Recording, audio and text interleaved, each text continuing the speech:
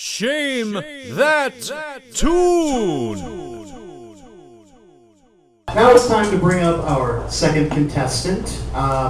She is in the propulsive rock and roll combo White Mystery, who will be performing later tonight at the Hideout. Please give a warm Hideout welcome to Miss Alex White.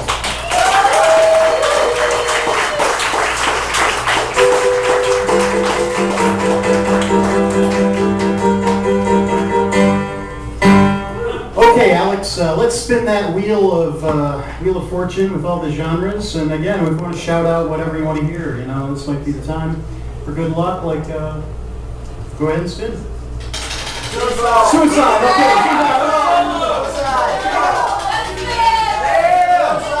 Suicide.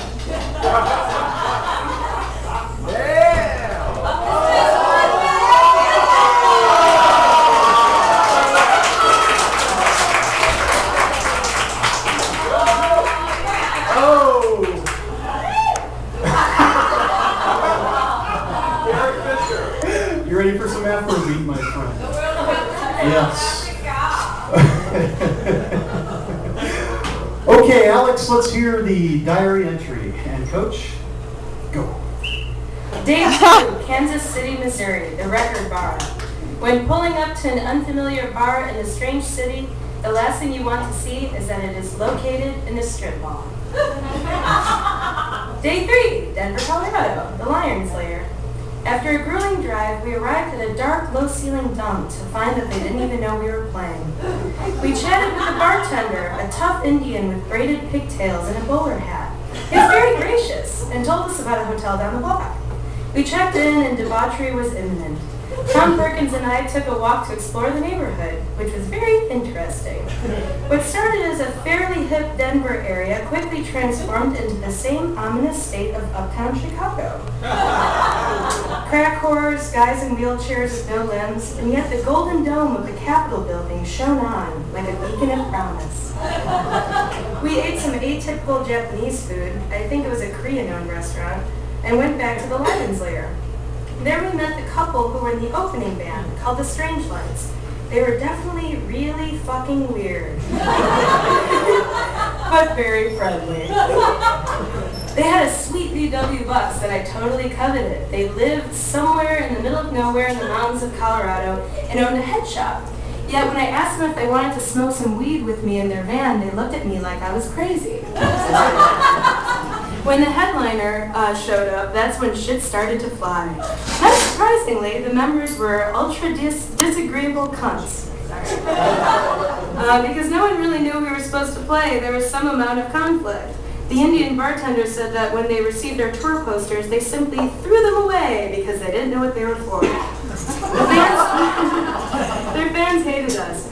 Two of the fans asked Eric, the bassist, to move out of the way so we can watch the band we came here to see, to which he aptly replied, "I don't make the news, I just report it."